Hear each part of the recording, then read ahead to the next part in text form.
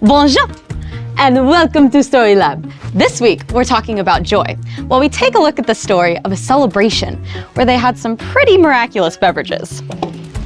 Who's gonna help me slice the cheese?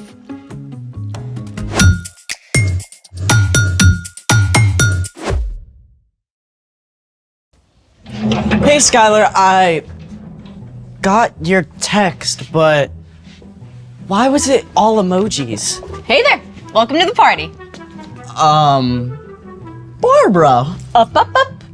Intros first. Hey everyone, welcome to Story Lab. I'm Barbara.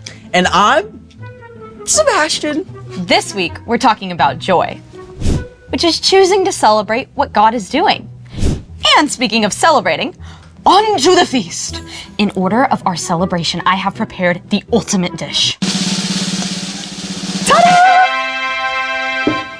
I call it macaroni and cheese a la mode, covered with chocolate avocado and ginger snap crumbles. Mwah!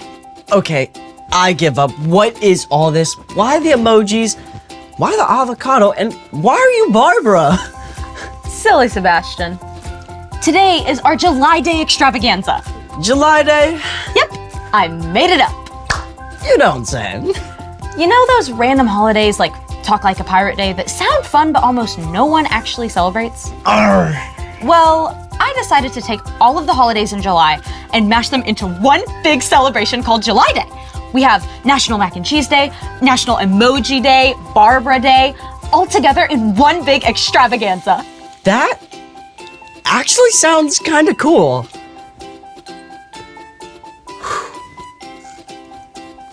And this is surprisingly tasty. Right? In a weird, I would never do this myself kind of way.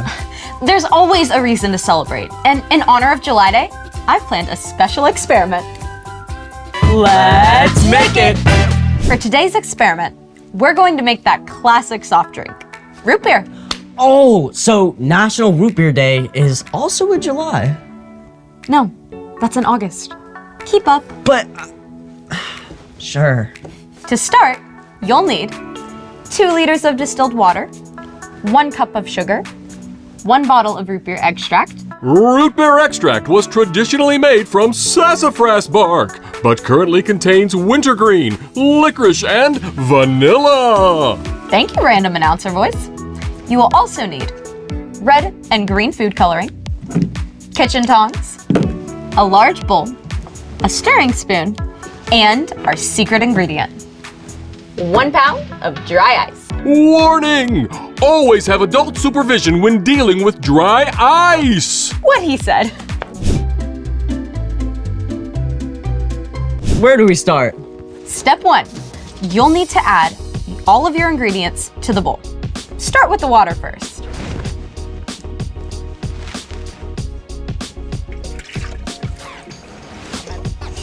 Step 2, pour in the whole bottle of root beer extract.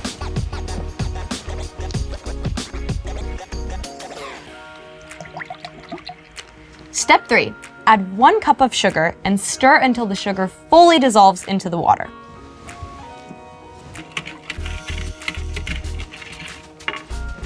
Step 4, in order to get that signature root beer brown, mix in the red and green food coloring, using about twice as much red as green.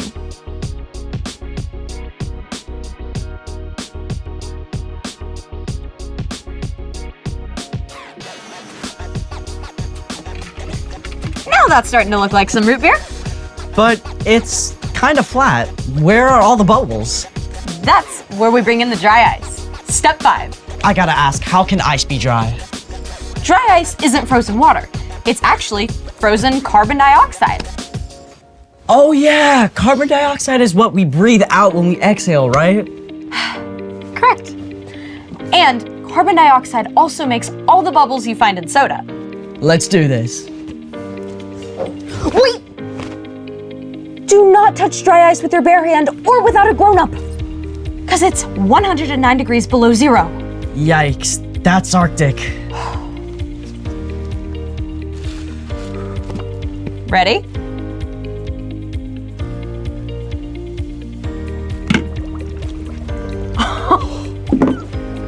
Whoa! You know, it looks like a scene from a scary movie. When dry ice is added to a liquid, it immediately changes to a gas through a process called sublimation.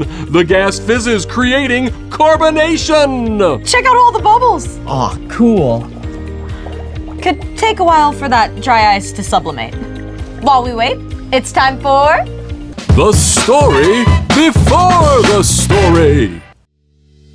Today, we're in the book of John, which tells the story of Jesus. Jesus came to earth as a baby. He's the Son of God, but we don't know much about his early years. We do know that just like us, he had a lot to learn. As he grew up, Jesus became wiser, stronger, and more pleasing to God and to people. When Jesus was about 30 years old, he went down to the Jordan River to be baptized by his cousin John. God spoke from heaven and said, "This is my son, and I love him." Afterward, Jesus began to teach and gather followers. Which is where our story starts. Take it away. Hey everyone, I'm Jen. Hope you're ready to celebrate because we're headed to an awesome wedding in the village of Cana. So far, no one knew about Jesus, but this began to change at a wedding that Jesus attended in Cana, along with his mom Mary and his new followers. Everyone was enjoying the excellent feast and the wine that went with it. At that time, water often wasn't clean or safe to drink, so most people drank wine. A wedding celebration would last for days, and the hosts were expected to provide all the food and drink for their guests. The wedding feast was in full swing until Mary noticed a big problem. All the wine was gone! This was a huge fail. Running out of wine meant that the bride and groom would be humiliated. Mary knew that her son was special. She turned to him and pointed out, "Do you see? They have no more wine." No wine? Well, that's a disaster. Total party foul. Jesus told his mother, Why are you telling me about this? The time for me to show who I really am isn't here yet. but Mary wouldn't take no for an answer. She marched up to the servants and said, "Do what he tells you." Okay. 6 giant stone jars stood nearby. These were used for ceremonial washing and could each hold more than 20 gallons of water. Fill the jars with water. You got it, boss. Why are we doing this again? His mom said we have to. Makes sense. You never want to disobey somebody's mama. After the jars were filled, Jesus told the servants, Now dip some out. Take it to the person in charge of the dinner. 1 cup of water coming up. Hey, this looks different. The servants took the cup to the guy in charge of the feast. You can imagine they were pretty nervous about how this was going to go down. He's drinking the water. I don't think that's water anymore. Sure enough, the guy in charge immediately pulled the groom to one side. My friend, what is this? Everyone brings out the best wine first, but you have saved the best until now. I did? I did. I think. The bride and groom were saved from major embarrassment, and everyone could continue their celebration. Jesus chose to turn water into wine as his very first miracle.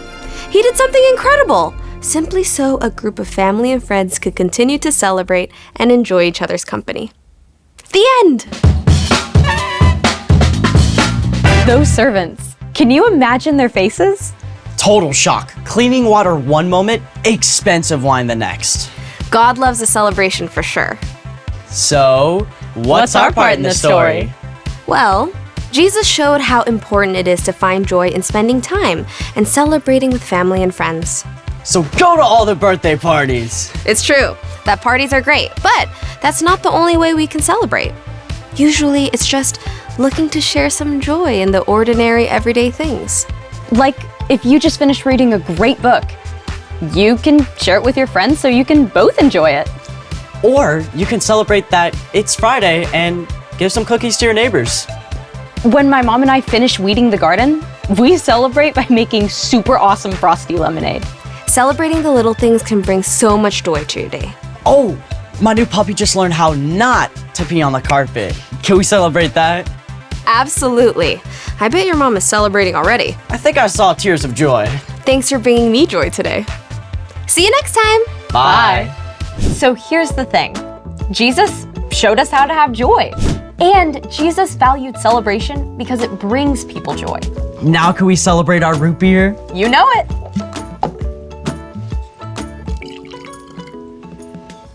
Cheers. Cheers. Ooh, that's good. We have officially turned water into root beer. Through the miraculous science of dry ice. Thanks for joining us in the Story Lab. See you next time. We gotta make more of this.